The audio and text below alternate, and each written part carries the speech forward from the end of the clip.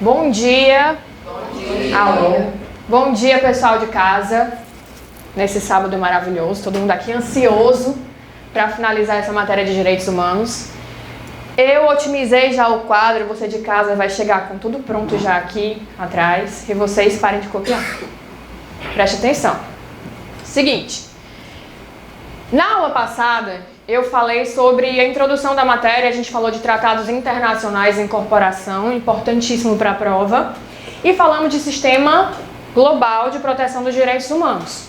Basicamente hoje a gente vai se resumir ao sistema regional de proteção, que é o do Pacto São José da Costa Rica, que eu disse para vocês que cai pra caramba, tá? Então assim, a FGV antes ela tinha 3 questões de direitos humanos. Das 3, uma com certeza era Pacto São José da Costa Rica. Hoje nós temos 2 questões de humanos, né? E aí essa questão do pacto pode ser que venha ou não, mas ainda assim eles adoram cobrar essa matéria, porque é um contexto de sistema regional que nós estamos inseridos, tá? Então na última prova caiu sobre o sistema regional. Foi muito fácil a questão, tá? Porque ele não queria nem saber o conteúdo do nosso sistema regional, que é o Interamericano de Direitos Humanos. Ele queria saber basicamente qual eram os sistemas. Nós temos 3 sistemas regionais, que é o africano, o europeu e temos o interamericano, que é o nosso. E ele perguntava se naqueles sistemas tinha uma comissão e tinha uma corte, que a gente vai ver que no nosso tem, tá? Era tão superficial a questão que não precisava nem da gente saber com afinco essa matéria, que cai pra caramba. Mas antes disso, para eu finalizar a proteção do sistema global de direitos humanos, eu vou falar de um tema que está muito em voga, que é dos refugiados, tá? Principalmente por conta da questão da Venezuela, né?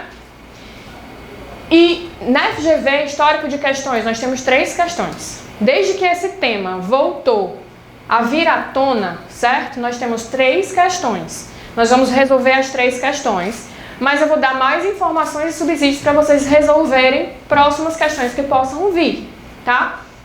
Ah, pode ser que eles tragam uma questão com o contexto da Venezuela. Não vamos descartar nada, só que a Venezuela tem uma situação mais sui generis, porque no início estava sendo concedido muito pedido de refúgio, tá? Só que esse número de refugiados venezuelanos aqui cresceu muito, muito mesmo, foi assim consideravelmente. Vamos supor que em 2015, eu não vou saber precisamente do dado, a gente tinha cerca de 800 e poucos refugiados lá em Pacaraima. Em 2016 dobrou para 3 mil, tá? Dobrou não, multiplicou, né? E aí, o que acontece? Hoje, o Brasil tem outras 2 figuras que eu posso conceder nessas situações. Tem o refúgio, tá? Eu tenho a figura do asilo, que é do artigo 4º da Constituição, e tem uma figura do visto humanitário, que esse está sendo dado bastante. Então, o visto humanitário está previsto na Lei de Imigração, que é uma lei nova, final de 2017, que nós trabalharemos ela bastante na aula de Direito Internacional. E nessa lei tem a previsão do visto humanitário, que é um visto temporário, é um visto, tá? Temporário que você dá para poder proteger uma pessoa que está com uma situação de direitos humanos ali infringidos, e não só isso, mas numa situação mais sui generis ainda, que sai fora do enquadramento do refúgio, do enquadramento do asilo, que é a situação da calamidade pública, de uma catástrofe natural, como aconteceu com casos haitianos. Aí você concederia o visto humanitário, porque é temporário. E hoje, para o caso da Venezuela, está se concedendo muito visto humanitário. Começou com refúgio, agora é visto humanitário num caráter temporário, mas é porque é muito sui generis a situação. Alô, alô. E aí, vamos voltar para os nossos refugiados, concretamente nas regras, tá? Direitos dos refugiados.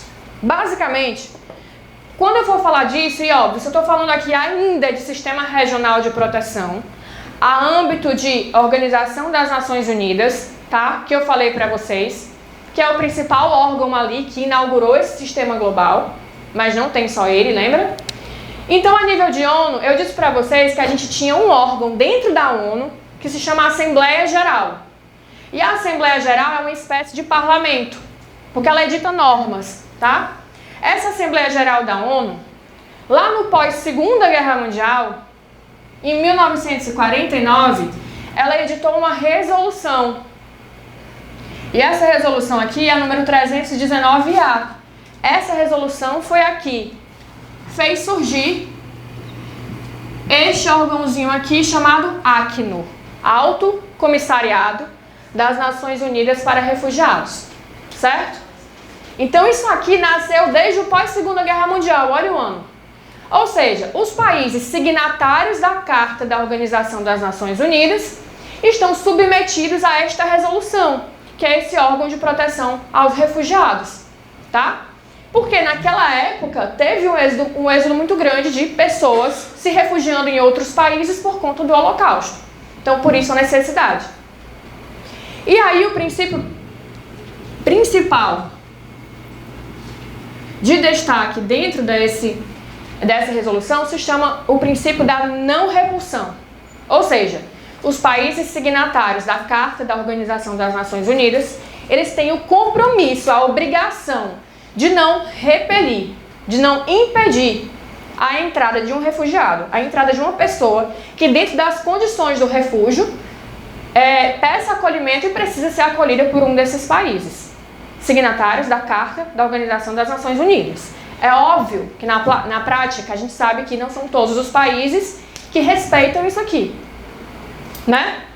Tem países, muito pelo contrário, que embora sejam signatários da ONU, eles não querem acolher refugiado. Isso acontece? Com certeza. E aí vai para discussões diplomáticas. Mas na prática, esses países signatários da ONU estão submetidos a essa resolução, que é do ACNUR. Para otimizar essa proteção, e agora em âmbito interno, tá? Antes de eu chegar no âmbito interno, existem duas convenções, dois documentos a nível de tratado internacional. Primeiro é a Convenção sobre o Estatuto dos Refugiados, que é de 51.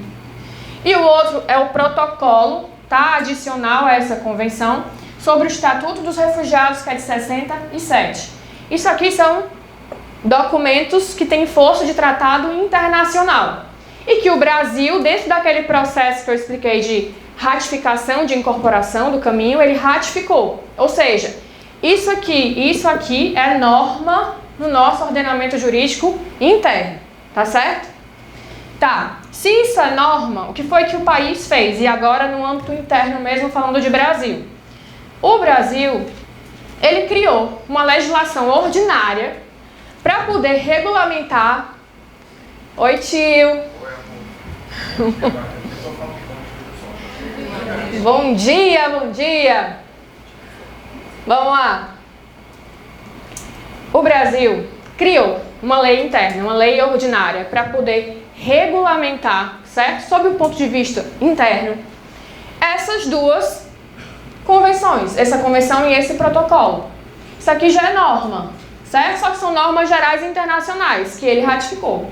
Aí ele cria uma lei ordinária. E essa lei ordinária é o que a gente conhece como Estatuto dos Refugiados.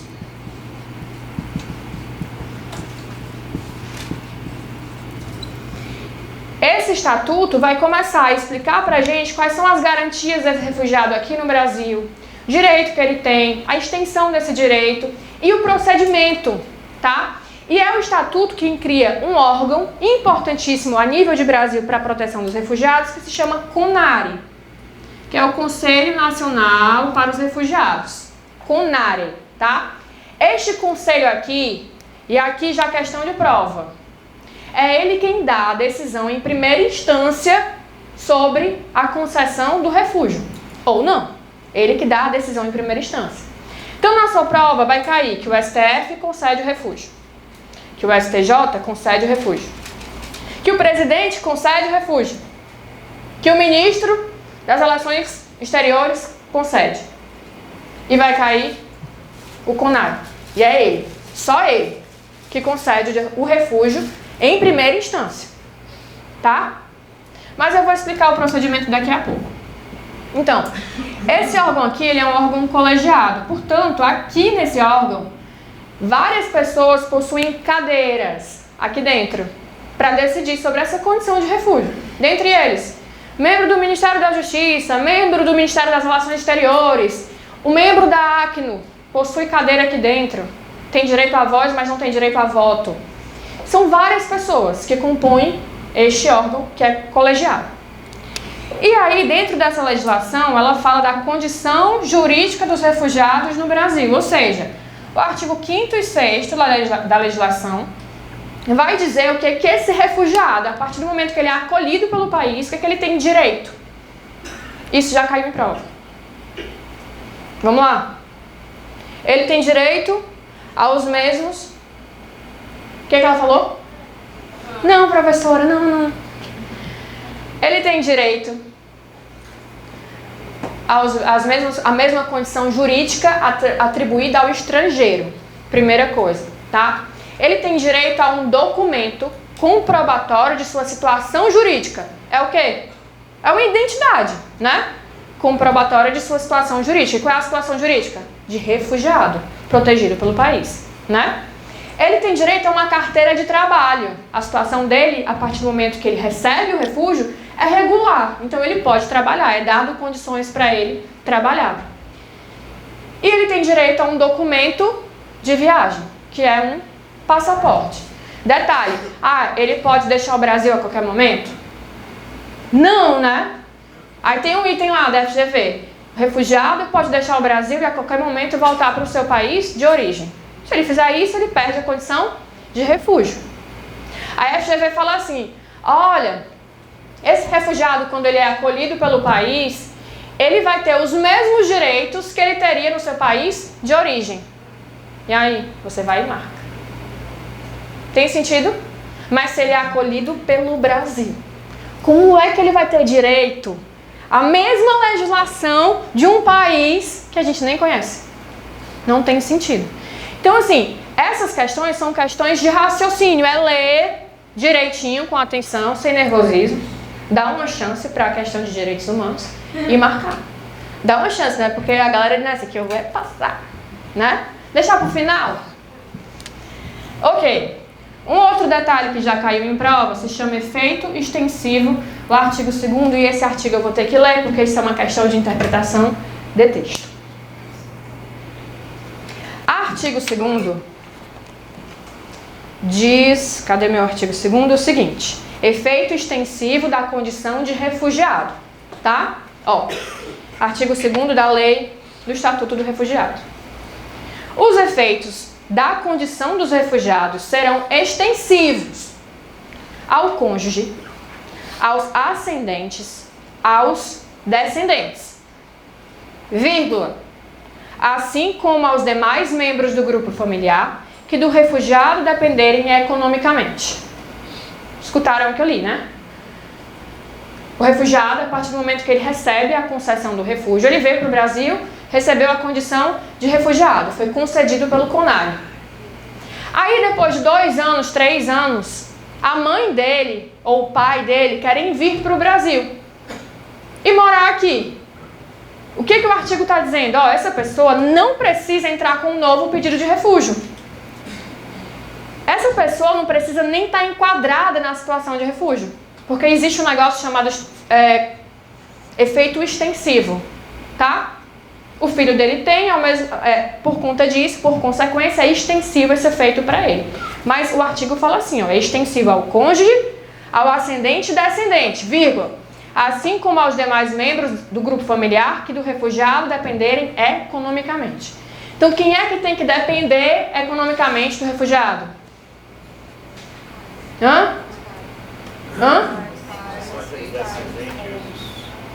Tá errado, vocês erraram. Tá vendo? São os outros parentes.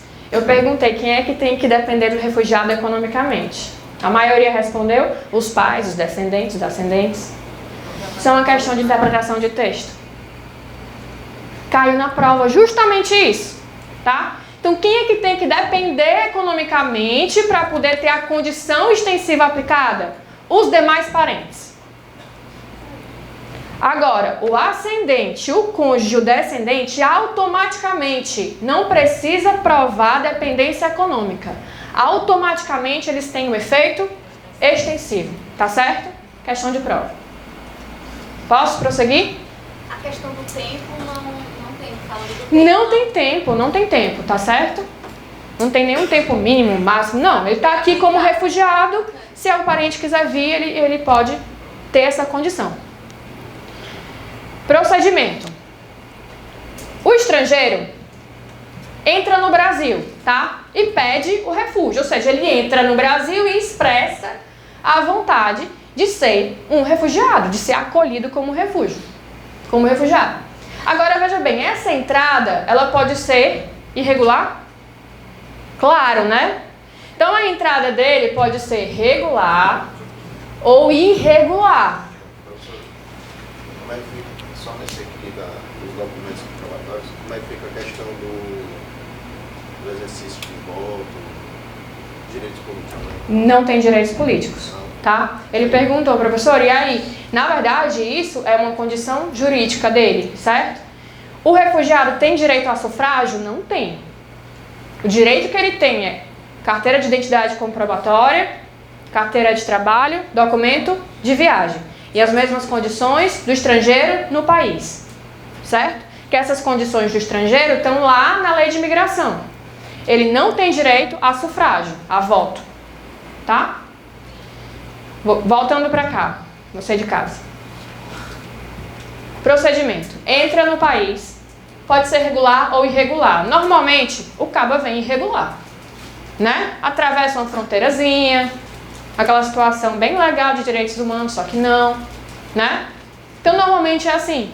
E aí ele, ou diante da Polícia Federal, ou diante de uma autoridade migratória da fronteira, ele vai manifestar essa vontade e ele vai preencher o termo de declaração e a solicitação do reconhecimento como refugiado. Detalhe, se o cara tá vindo ele e um grupo familiar, é preenchido um documento só. Porque a concessão do refúgio vai ser analisada para aquele grupo, tá certo? Não precisa cada um tá fazendo. Depois que preencheu esses termos aqui, isso aqui já é uma espécie de instrumentalização do procedimento para a solicitação, a Polícia Federal emite o protocolo ao refugiado e o seu grupo familiar. Este protocolo é quando a Polícia Federal olha os requisitos mínimos de admissibilidade e ela concede provisoriamente, através do protocolo, a autorização de residência e de trabalho. É uma carteira de trabalho provisória e uma residência, uma autorização de residência provisória, certo? Por quê? Porque quem é que decide? Não é o CONARE? Não é a Polícia Federal. Isso aqui são os requisitos mínimos.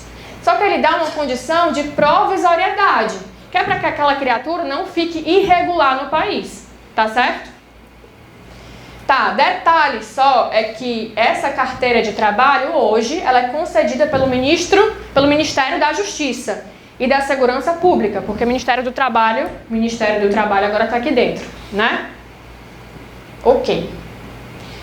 Depois disso aqui, o cara tá aqui morando, carteira de trabalho, já instrumentalizou todo o processo, todos os documentos.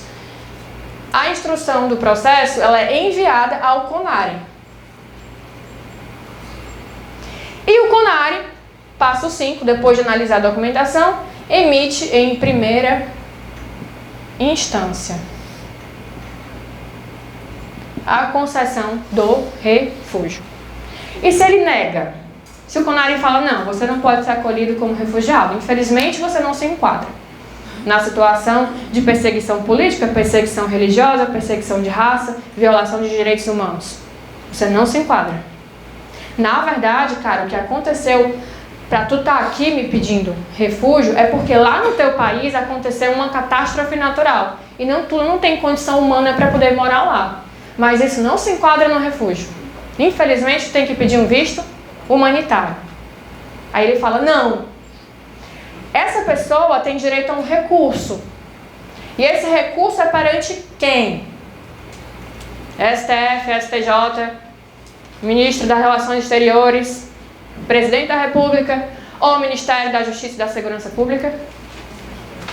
Ministério da Justiça e da Segurança Pública. Por quê?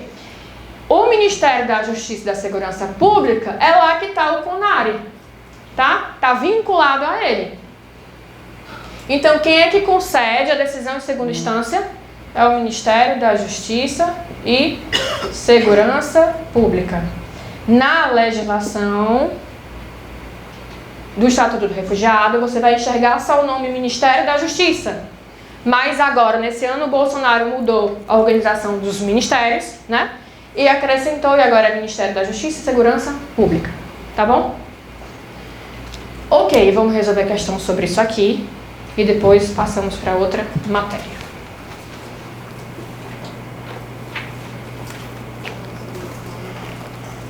Se você reparar, na questãozinha que você recebeu, começa a partir da questão 16.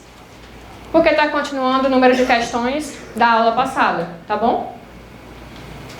Perfeito. Então vamos lá. Questão 16, de 2015.2. Segundo dados do CONARE, Comitê Nacional para os Refugiados, o Brasil possuía, no fim de 2014, 6.492 refugiados de 80 nacionalidades diferentes. Como é sabido, o Brasil ratificou a Convenção das Nações Unidas sobre o Estatuto dos Refugiados. Essa aqui, ó, é norma. Ele está dizendo assim, como é sabido, isso aqui é norma pra gente. Assim como promulgou a Lei 9.474, que define os mecanismos para a implementação dessa convenção, que é o Estatuto dos Refugiados. Assinale a opção que, conforme a lei mencionada, define a condição jurídica do refugiado no Brasil. Então ele quer saber o que esse cara tem direito quando ele é acolhido pelo refúgio. Item A. Possui os direitos e deveres dos estrangeiros no Brasil, bem como o direito à cédula de identidade comprobatória de sua condição jurídica, carteira de trabalho, documento de viagem. Não é o item? Tá fácil, né? Porque eu acabei de falar. Vamos ler o resto. Item B. Está sujeito aos deveres dos estrangeiros no Brasil e tem direito a documento de viagem para deixar o país quando for da sua vontade. Não tem nem sentido. Tu não precisava saber de nada disso. O cara é acolhido, protegido pelo Brasil, pode ir embora na hora que quiser. Nem a gente pode ir embora na hora que quiser, tem que ter um passaporte, tem que estar sendo rastreado e controlado pela Polícia Federal, não é não? Então, o que o refugiado poderia? Item C. Sendo acolhido como refugiado, tem todos os direitos previstos no seu país de origem, aquilo que eu falei. Mas deve acatar os deveres impostos a todos os brasileiros. Também tem direito à cédula de identidade. Então não tem sentido dizer que ele tem direito a uma legislação que eu nem conheço, que o Brasil não conhece. Tá? Direito às mesmas coisas do seu país de origem. Item D. E aqui estava a casca de banana para confundir você e induzir ao erro. Ele diz, ó, possui direitos e deveres dos estrangeiros no Brasil, bem como direito à cédula de identidade comprobatória de sua condição jurídica, carteira de trabalho, documento de viagem, perfeito? Tá perfeito até agora. E título de eleitor. Tá certo? Então esse refugiado não tem direito ao sufrágio, foi a pergunta que você me fez. O item A tá igual ao item A, que é o correto, o A. Só que ele acrescenta o título de eleitor, né? Então o item A é o item correto. Questão 17. Esta questão corrija. Ela é de 2017.2. Recentíssima. Em 22 de julho de 97, foi promulgada a Lei nº 9.474, que é o Estatuto dos Refugiados, que define os mecanismos para a implementação da Convenção das Nações Unidas sobre o Estatuto dos Refugiados, da qual o Brasil é signatário. A respeito dos mecanismos, termos e condições nela previstos, assinale a afirmativa correta. Item A. Para que possa solicitar refúgio, o indivíduo deve ter ingressado no Brasil de maneira regular. Regular ou irregular. Claro, e esse aqui também não precisava ter explicado, não faz sentido. A maioria vem irregular, né? Não deu tempo de pedir um visto, não deu tempo de fazer nada. Eles tiveram que fugir do país. Item B. Compete ao Ministério da Justiça declarar o reconhecimento em primeira instância da condição de refugiado. Tá? Falso. Ele concede em segunda instância. O CONARE, que é a primeira instância. Item C. O refugiado poderá exercer atividade remunerada no Brasil, ainda que pendente o processo de refúgio. Não é? Ele recebe uma carteira provisória. E aí um grande detalhe que diferencia a questão da concessão do asilo político, certo? Para a concessão do refúgio. Basicamente, a gente pode dizer que o motivo para que uma pessoa peça asilo ou para que ela peça o refúgio, esse motivo pode coincidir. Se a pessoa está sendo perseguida no seu país de origem, perseguição política, racial, religiosa, certo? De ideologia, enfim. Ou pode ser uma violação de direitos humanos. Só que o asilo, que é uma prerrogativa discricionária do presidente da República, ele está para uma pessoa individual. Uma pessoa está sendo perseguida. O refúgio tem uma situação de massa. São várias pessoas que estão naquela condição de violação de direitos humanos, certo? Então, o asilo ele é discricionário do presidente, está no artigo 4º da Constituição. Não tem nenhuma lei ordinária regulamentando ele. Tem uma menção a ele na lei de imigração. Menção, 2 artigos, tá? Então, no caso do asilo, quando o cara vem e pede o asilo, até que o asilo seja concedido, ele não tem uma situação regular provisória, como tem o refugiado. Ele fica em situação irregular, até que tenha sido concedido o pedido do asilo, entendeu? Então tem essa diferenciação, para além da questão de ser uma prerrogativa do presidente da República de forma discricionária e também o fato de ser uma situação singular para uma pessoa, como diferente do refúgio, que é uma situação em massa, tá bom? Normalmente é político, é de situação de perseguição política, mas pode não ser. E aí eu vou te dar o exemplo da própria Venezuela. Então, assim, o que aconteceu? Alguns venezuelanos conseguiram ingressar no Brasil com asilo, certo? Concedido, e não refúgio. Porque daí eles vêm pedindo numa situação individual, singular, que está acontecendo com eles, como, por exemplo, a questão de alguns militares da Venezuela, que estavam a favor do Guaidó, do Juan Guaidó, que é o presidente autodeclarado, né? E foram perseguidos pelo Maduro.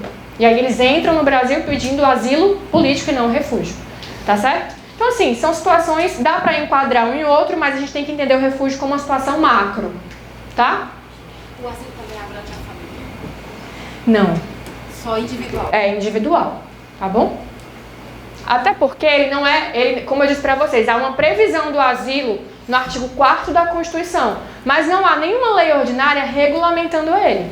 O que existe é a lei de imigração que menciona, e um dos artigos da lei de imigração, ela fala assim, não será concedido asilo se aquele indivíduo que pedir asilo tiver enquadrado em um dos crimes do TPI. Quais são? O Guga: genocídio, crime contra a humanidade, crime de guerra e crime de agressão. Tá? Então são 2 artigozinhos só. Não é regulamentação do procedimento. Tá? Oi. Desculpa, não ouvi. É assim, o asilo ele tem 2 formas de você pedir. É o asilo territorial ou diplomático, certo? Territorial é quando você já está aqui no Brasil e você pede o asilo, certo? A concessão, já conseguiu entrar no país. E o diplomático é quando você pede no âmbito da Embaixada do Brasil, certo? Então vamos supor que o indivíduo esteja sendo perseguido politicamente lá nos Estados Unidos. Ele é um indivíduo americano perseguido lá nos Estados Unidos. Aí o que ele faz? Ele vai na Embaixada do Brasil, que fica lá sediado nos Estados Unidos, e pede a condição de asilo político. Entendeu? Para poder vir para o Brasil. Posso continuar? Tá, é a questão, né? Eu estava onde que eu falei tanto que eu me perdi? Agora vai no mesmo. Eu estou no item C da 17. O refugiado poderá exercer atividade remunerada no Brasil, ainda que pendente processo de refúgio. A gente diz que, perfeito, né? Condição de regularidade provisória.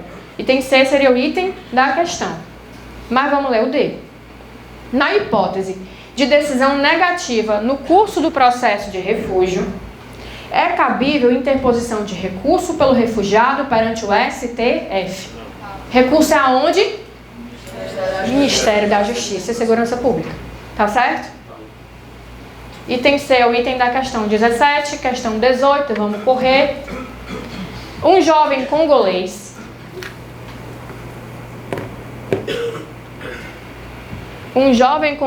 em função de perseguição sofrida no seu país de origem, obteve, há cerca de 3 anos, reconhecimento de sua condição de refugiado no Brasil. A sua mãe, triste pela distância do filho, decide vir ao país para com ele viver. Porém, não se enquadra na condição de refugiada. Com base na lei brasileira, que implementou o Estatuto dos Refugiados, cabe a você, como advogado que atua na área de direitos humanos, orientar a família. Assinale a opção que apresenta a orientação correta para esse caso. Item A. As medidas e os direitos previstos na legislação brasileira sobre refugiados se aplicam somente àqueles que tiverem sido reconhecidos nessa condição. Por isso, a mãe deve entrar com um pedido de refúgio e comprovar o seu enquadramento na condição. Falso, né? Ainda bem que ela falou falso. Ela deu um grito aqui. Essa vai ser.